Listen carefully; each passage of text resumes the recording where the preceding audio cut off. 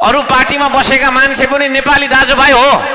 श्रमदाताले यो देशलाई माया गर्नुपर्छ, यो देशलाई माया गर्ने हो भने यही देशका नागरिक हो त्यो एमालेको पनि, यही देशका नागरिक हो त्यो कांग्रेसको पनि, माओवादी विभिन्न। नभाग्नु मलाई देखेर, कान नथुन्नु मेरो आवाज सुनेर, कान नथुन्नु मेरो आवाज सुनेर।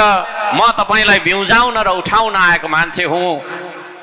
पार्टी बनाउन आयो, कार्यकर्ता खोज्न आयो भन्ने लाग्ला। त्यसो भएको कारणले गर्दाखेरि मैले एउटा सानो मेरो के कुराहरू लेखिरहन्छु, त्यो कुराहरू पढ्न चाहे तपाईहरु समक्षमा। हामी सबै एक समानका मान्छे छौं। हामी नेपाली भएर अब बाँच्न सिक्नुपर्छ, मिलेर बाँचेर देखाउँ। फूल रोप्दाखेरि मुद्दा लगाएको मान्छे हो, मलाई लगाए मुद्दा लगाइदियो। श्रमदान गर्दाखेरि मुद्दा खेपेको मान्छे हो म। उद्योग खोलेर रोजगारी दिन्छु भन्दा पनि मुद्दा खेपेको मान्छे हो। यो फोरी राजनीतिदेखि वाक्क दिक्क लागेर अब एउटा संस्कृतिको सुरुवात गरेर देशभर कुदिरहेको छु। कति लड्ने हामी एकले अर्काको थमेको दुश्मन बनेर।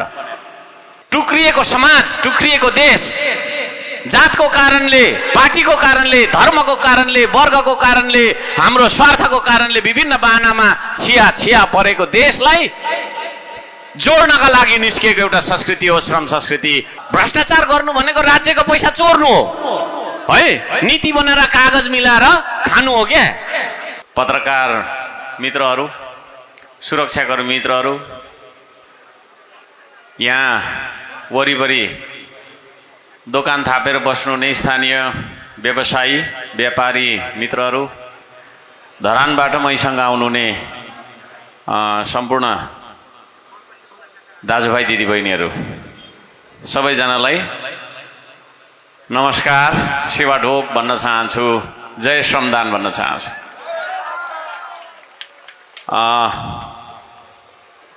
हाम्रो अलि अनौठो खालको हुन्छ कार्यक्रम। हामी त्यति लामो बोल्नुमा, भाषण गर्नुमा विश्वास गर्दैनौँ। त्यसो भएको कारणले एउटा स्वागत मन्तव्य पछाडि म आइहालेँ। समय पनि छैन हामीसँग हैन। हामीले यता त्यता गरेर थुप्रै समय बितायौँ, लगभग 100 वर्ष बितायौँ भाषण सुनेर। त्यसो भएको कारणले गर्दाखेरि अब धेरै भाषण पनि नसुनौँ। तथापि एक दुईवटा कुरा चाहिँ मैले यहाँ राखेर जानुपर्छ। सबैजना लेटाङवासी आमा बुवा दाजुभाइ तथा दिदीबहिनीहरूलाई सर्वप्रथम म धेरै धेरै धन्यवाद दिन चाहन्छु। यति धेरै तपाईहरु उपस्थित भएर स्वागत गर्नुभएको छ, सम्मान गर्नुभएको छ। अनेस्टली भन्नुपर्दाखेरि यत्रो धेरै फुलको माला मैले कहीँ पनि लगाएको थिइनँ है। यति धेरै फुलको माला, खोङरोङे टोको भन्थ्यौँ उहिले म गाउँमा जन्मेको मान्छे। यहाँ मैले मेरा गाउँले दाजुभाइ दिदीबहिनीहरूलाई पनि अघि त्यहाँ देख्दै थिएँ। खोङरोङे डोको भनेको चाहिँ पत्कर सोर्ने डोको हुन्छ, त्यो डोकोको पनि 2 डोको चाहिँ लगाइदिनु भयो होला। त्यसो भएको कारणले गर्दाखेरि म त्यो स्वागत सम्मानको लागि सर्वप्रथम धन्यवाद दिन चाहन्छु। त्यसरी तपाईले लगाइदिनु भएको प्रत्येक माला एउटा जिम्मेवारीको रूपमा मेरो गलामा आएको जस्तो मलाई लाग्छ। यो रमाउने कुरा, हाँस्ने कुरा त छँदै छ, तर त्यति मात्रै नभएर यो चाहिँ एउटा जिम्मेवार बन्ने कुरा पनि हो। त्यसोको कारणले तपाईहरुले गर्नुभएको विश्वास, तपाईले मलाई देखाउनु भएको सद्भाव हैन, दिनुभएको सम्मान, यी सम्पूर्ण कुरालाई खेर जान दिने छैन भनेर म वचन दिन चाहन्छु।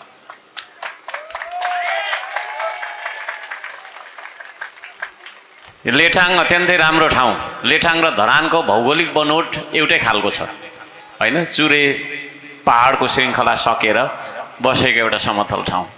त्यसो भएको कारणले हावापानी अत्यन्तै मिल्छ है। र लेटाङ जस्तै धरान, धरान जस्तै लेटाङ हो। यो कुरामा पनि तपाईको चाहिँ नि हाम्रो सिमिलरिटी छ।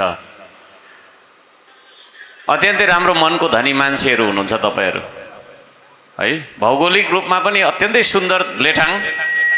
त्यो सुन्दर लेटाङलाई अझ सुन्दर बनाउनु भएको छ तपाईहरुको मिजासिलो है, आनी बानी, बोली व्यवहार, एउटा मिलनसारिता जुन एउटा चाहिँ तपाईहरुले देखाउनु भएको छ। त्यसले चाहिँ लेठाङलाई अझ सुन्दर बनाएको छ र यो सुन्दर लेठाङको सम्पूर्ण सुन्दर मनहरूलाई हार्दिक सलाम छ मेरो।